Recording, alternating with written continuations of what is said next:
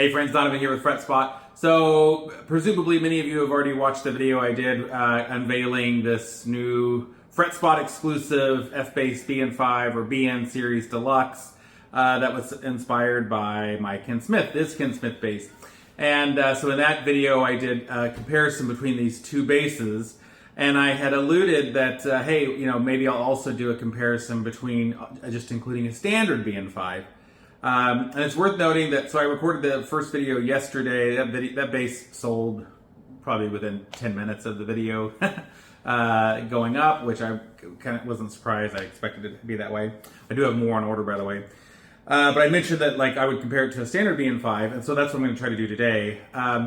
With kind of one caveat, the only BN5 I have at my disposal at the moment is just my personal BN5, which the nice thing about that is that one does have an exotic top, so exotic tops add natural compression, so that's good.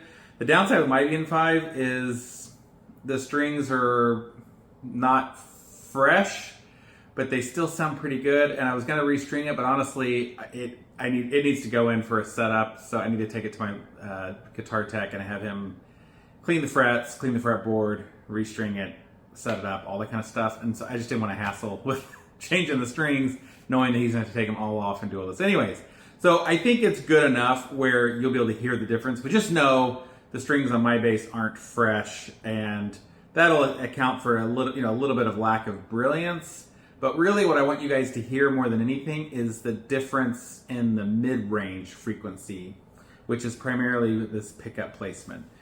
I do note about pickup placement. So I don't want anyone to think, and no one said this, so maybe no one's thinking this, like, oh, it's, you know, kids develop all this stuff and you're just ripping it off. That's not fair. I mean, that's not really right, because everybody's ripping everything off. You know, everyone uses the Fender's pickup placements from the 60s. We use them from the 70s.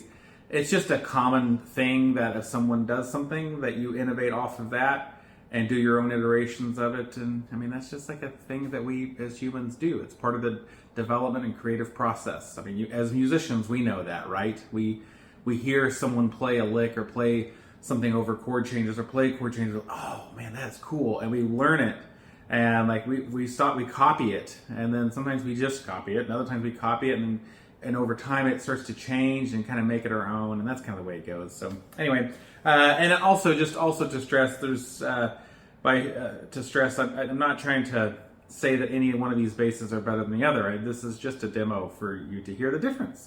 That's all I'm trying to do, is get where you can hear the difference. So trying a new setup that I did with these videos. I got to be honest, the first video I did with the comparison, I wasn't super happy with how it came out. Getting the tech and stuff to work was a little challenging. Hopefully maybe this one goes a little better. And as always, I wish I had a better bass player at my disposal to demo these world-class instruments, but such is life. So anyway, all I'm going to do is keep it simple, and I'm going to just make sure that we've got, I'm going to just do a couple sound settings and pickups. So I've got both pickups fully on, using the middle pickup position, and the EQs set to their middle position so they're not boosting or cutting, and giving us a sound for that.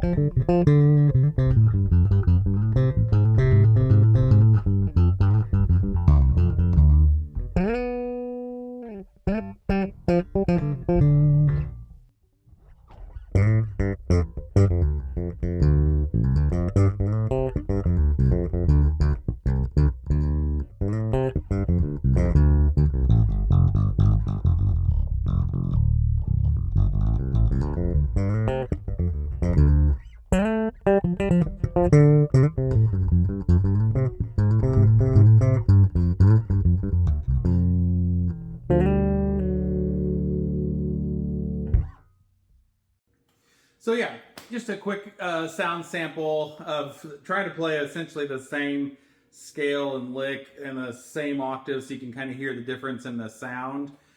You know, in case it's not coming through great on YouTube, I'll just kind of describe the sounds as I hear them. So with the Smith bass, it has the most of that peak on that mid-range burpiness, and to be clear, you can suck that out of there to some degree. You turn this control back up. You just have to pull the mids all the way down.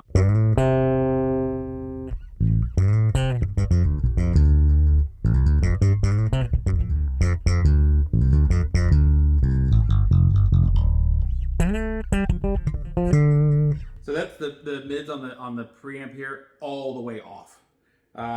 So that's pretty drastic, and it still has a little bit of that, but you can kind of like pull that down. But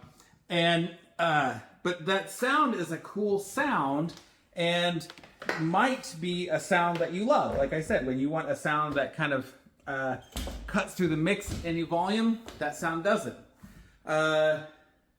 Let's go a different direction here. With normal BN5, and this one's mine, and please don't try to buy this from me. I don't ever do videos showing this bass because I know people are going to try to buy it. And buy this one in particular. But you get the fatness, you get that Marcus Miller sound. You know, a little bit hollowed out, but still meaty. It's not thin, it's not shrill, it's fat, it's warm, it's got body, which all sound like great things, and it is. It's great sounding. And it does sit in a mix, but the mids are lower on the frequency spectrum. So think as you're watching it, like if the lows are here and the highs are here, you know, the Smith has this peak over in these kind of upper mids, whereas the F bass has less of a peak and it's over in the lower mids, so it's just a little bit more subtle here. And it's obviously a great sound, my favorite bass in the world. And then this is frankly just in between those two. So this is sort of the Swiss Army knife version of both those things. Because of its pickup placement, it can't get the fatness of the sound of a normal BN5. It also can't get the exact mid-range frequency that the Smith is getting, and that's, in my opinion, primarily because of the electronics that Smith's is using. I think if you put their pickups and stuff in, that would probably fix that actually, fix is the wrong word. Fix makes it sound like something's broken. Would probably match that really, really closely. But that wasn't the goal. the goal was to take an F bass and move it a little more over there without it being that. Because if you want the sound of a Smith bass, you should just go get one, you know. But if the idea was to get something a little bit more articulated. So this bass, again, so if our normal BN5 is kind of over here, and then the Smith is like over here, this bass probably resides right in the middle somewhere. And using the gorgeous preamp that F-Bass makes, I just love their preamp, you can boost the controls to kind of get it over to the Smith. Or if you use the preamp controls on your external preamp or amplifier or whatever, you can kind of get it close to kind of match it being, it won't be exact again because of the pickup placement, but you can get it pretty close. And so this to me sounds like a sweetened up, fattened up Ken Smith. That's what this sounds like. And it's right in between those two, which is exactly what I was going for. I wanted something kind of in between those two things for my, you know, the kind of playing that I like to listen to. So anyway, I don't yet have a name for this, but this is the for now, we'll just call this the FretSpot exclusive BN Deluxe. You can call it the Smith Inspired if you like, that's fine. Like I mentioned, this particular one's already sold. I do have more on order. It's only $500 to reserve a spot on the deposit list. And yeah, friends, FretSpot.com. Email me at Donovan at FretSpot.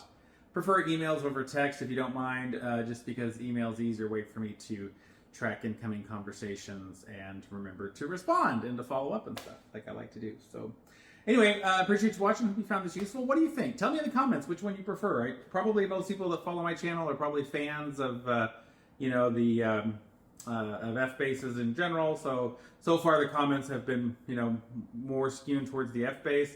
But I think that's just because we've chosen these instruments because that's the sound we hear in our head. But I'd love to hear what you guys' thoughts are. So feel free to comment and yeah, take care. Thanks for watching.